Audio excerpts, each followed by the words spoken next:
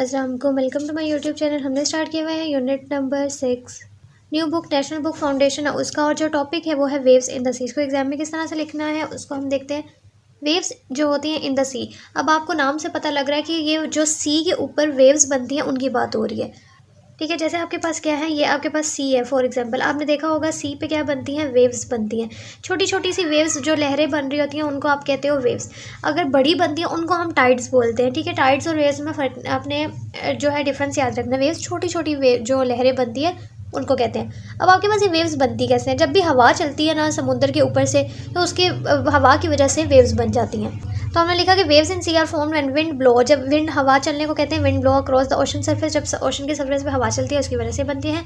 और इसके अलावा ये डिफरेंट साइज में होती है, बड़ी भी होती है छोटी भी होती है, ये डिपेंड करता है कि कितनी तेज़ से हवा चली है।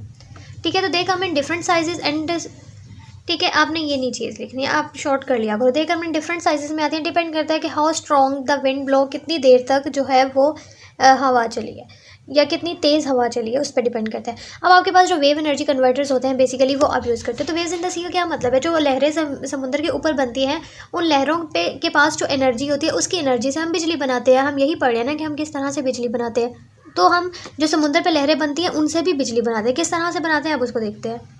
अब जाहिर सी बात है कि जो समुद्र के ऊपर लहरें बन रही हैं छोटी छोटी, उनसे एनर्जी लेके उनकी एनर्जी से अगर हमने बिजली बनानी है तो कोई तो डिवाइस यूज़ करनी पड़ेगी जो उनकी एनर्जी को ले और फिर बिजली बनाए।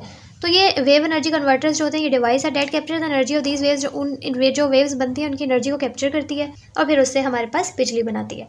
अब जो ये डिवाइस है 3 तरह की होती है, एक होती है पॉइंट एब्जॉर्बर, फिर अटेनुएटर और ऑस्किलेटिंग वाटर कॉलम। अब पॉइंट एब्जॉर्बर क्या होता है, अब इसको देखते हैं कि ये डिवाइसेस जो होती हैं ये आपके पास लहरें बन रही हैं।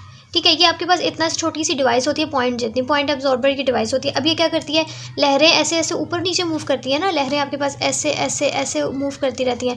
तो जैसे जैसे लहर ऊपर नीचे मूव करती रहेगी ये भी लहरों के साथ साथ मूव करता रहेगा। लहर नीचे गई ये भी नीचे गया, लहर ऊपर आई ये भी ऊपर गया।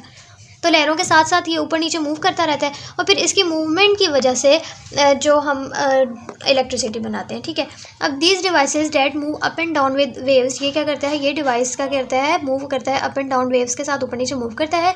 दिस मूवमेंट इज़ यूज्ड, और फिर इस मूवमेंट को हम यूज़ करते हैं प्रोड्यूस करने के लिए इलेक्ट्रिसिटी। ठीक है, बाकी की चीज़ आपको लिखने की ज़रूरत नहीं है। थ्रू इलेक्ट्रिक जनरेटर्स यूज़ करके। उसके बाद अटेनुएटर्स आते हैं। ये आपके पास क्या होते हैं, वो आपके पास पॉइंट एब्जॉर्बर था, ये थोड़ी सी लॉन्ग होती हैं जैसे ये है। इस तरह से ये लहरों के साथ साथ लॉन्ग ट्यूब स्ट्रक्चर होता है, इनका फ्लोटिंग स्ट्रक्चर होता है। That move along with waves, जो वेव्स के साथ इस तरह से मूव करता रहता है जैसे पॉइंट एब्जॉर्बर था सेम वैसे ही, बस ये थोड़ा सा लंबा होता है। और फिर इसकी मोशन को भी हम कन्वर्ट करते हैं इलेक्ट्रिसिटी में। उसके बाद आता है ऑस्किलेटिंग वाटर कॉलम। ये क्या होता है, this use up and down movement of waves, ये भी जब आपके पास मूवमेंट अप एंड डाउन हो रही होती है वेव्स की उसको यूज़ करता है।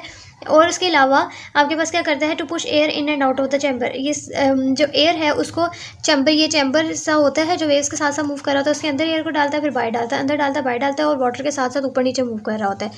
With this moving air turns turbines, और फिर वो आगे इनके अंदर टर्बाइंस लगे हुए होते हैं उनको चला दिया टू जनरेट इलेक्ट्रिसिटी। अब बेसिकली क्या होता है, आपके पास ये वाटर की वेव्स होती हैं, इसके ऊपर एक चैम्बर पड़ा हुआ होता है। ये पानी जब ऊपर नीचे मूव करता है ये भी ऊपर नीचे मूव करता है। उसके अलावा हवा को ये अंदर डालता है फिर बाहर निकालता है। जब हवा अंदर जाती है तो इसके अंदर टर्बाइंस लगे हुए होते हैं, 3 पंखे आपने टर्बाइंस में पढ़ा था ना, तो ये हवा की वजह से ये गोल घूमने लग जाते हैं और फिर उसकी वजह से हमारे पास बिजली बनती है। एडवांटेजेस क्या है कि स्ट्रॉन्गर विंड्स और आपके पास हायर एनर्जी आउटपुट, इससे बहुत ज़्यादा एनर्जी मिलती है हमें ये, और they do not take up lands पे ज़्यादा जगह भी नहीं लेता। डिसएडवांटेजेस क्या है, महंगा होता है और इसके इन्वायरमेंटल इफेक्ट्स भी हैं।